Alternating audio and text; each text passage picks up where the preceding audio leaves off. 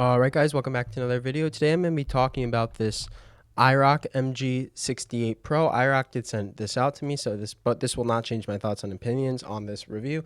So let's get into it first. We have the box over here. It's a pretty plain standard box. Doesn't really matter. This is a budget keyboard, but let's get into what's in the box. First, we have a keycap and switch puller. Then we have a cable. This isn't braided. It's just kind of cheap cable, but again, this is a cheaper board. Then you do get 3 extra switches. These are pretty nice switches. We'll get into them later. You do get this tool which to take off and on the strap. I think this tool was pretty useless. It didn't work well, but whatever. And then you have the strap right here. The strap will come on stock. I did take it off, but there is a piece right here, a badge to put in place of it, which is nice that they offer that. But let's get into the keyboard itself. So in terms of specs, this keyboard does support up to 8K polling, 64 hertz scan rate, and a full travel of 0.01 millimeters. The case is full aluminum. Let's just turn it over.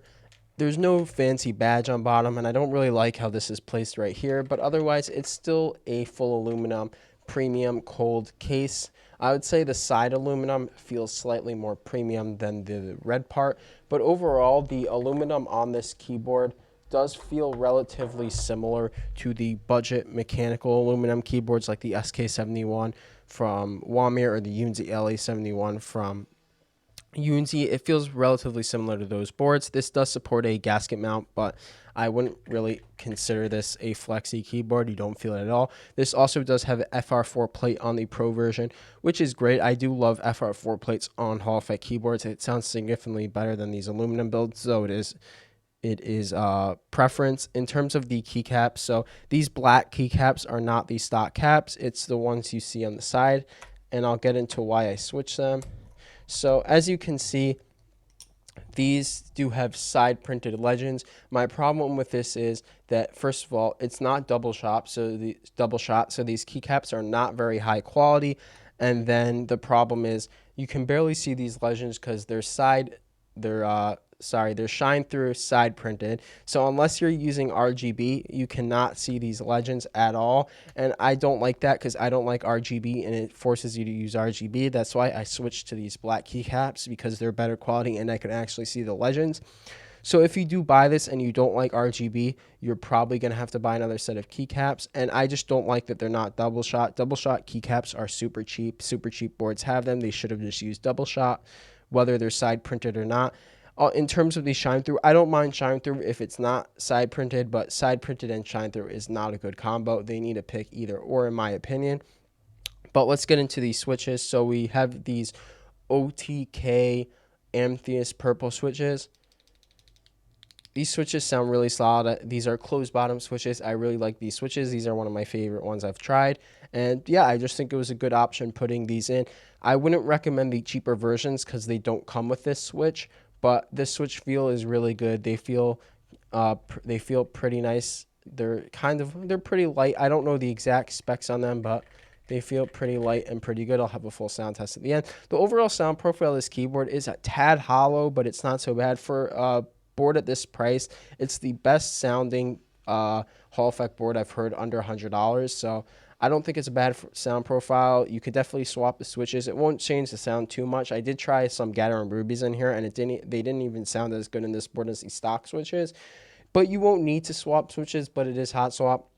In terms of the stabilizers, they all feel pretty good, and they're well lubed, so there's nothing really to note on the stabilizers. If you do put on the space bar, take it off and on, make sure you seat it properly or it won't go down all the way. But otherwise, stabilizer wise, it's fine. In terms of the web software is not great. It's very hard. I did key map here. They make it a very complicated, long process just to remap one key. And there's not many rapid trigger features in here. Like, this board does support rapid trigger, but I did not find any SOCD, snap tap, quick tap, any of that type of things. It's just rapid trigger and that's it. So you won't find an insane amount of settings. You also I couldn't find that you can customize the polling. So if you want to use 1, 2, or 4K polling, it didn't look like you can swap that. So there's just not much in the settings, but let's get into RGB. So this board does have pretty good RGB. As I said before, you are going to be forced to use it if you do use the stock keycaps, if you want to be able to see the legends, even when it's light. But the RGB, I wouldn't say it's the most insanely bright RGB, but it's pretty bright. It's brighter than the Pulsar keyboard I recently reviewed. And there's some nice settings where you can have effects. I tried them all. I don't use RGB, so I don't really have any basic ones on, but you could just turn it off by going F and down a couple times. In terms of performance and responsiveness, I was playing competitive Apex and I had no problem with this keyboard. I didn't feel like it wasn't responsive enough, but it's definitely not up there with the more expensive Hall effect keyboards like the Slice 75, Pulsar, or Venom. It just doesn't get anywhere near those in terms of actual noticeable responsiveness. Like, I don't have the performance numbers, but I do know that I have heard that the PCB in here just doesn't compete with other PCBs. Like, this is still a good performance board. It'll be better than a mechanical keyboard, but it's just not up there with the 100 plus boards. But for a sub 100 board, it is completely fine. There was one issue I did have sometimes when I restarted my PC. The keyboard would not connect unless I plugged it in and replugged it in once. I also had to restart. It's not the biggest issue. It only happened like twice, but I just wanted to note that. Overall, the QC is pretty good. This board does feel very premium. This feels more premium than any plastic board, and it's the most premium sub 100 Hall effect keyboard I've tried. In terms of the price, it is $76 on AliExpress. You might be able to use some coupons or coins to get the price down a little more. I just looked yesterday and it was $76.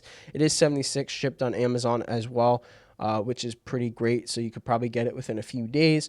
And overall, would I recommend this? So if you're looking for a performance board, you want great responsiveness, I would not recommend this. But if you want a board that has better performance than a mechanical board but feels pretty much as premium as some of these aluminum mechanical boards, I can recommend this. This is only $76. It sounds nice. It feels premium. And if you're not a super competitive player but you just want a decent board, a decent performing board, yeah, I could recommend this. And that's pretty much it. This board isn't perfect, but I think it's a solid offering. And yeah, I'll leave it with a sound test. See you in the next one.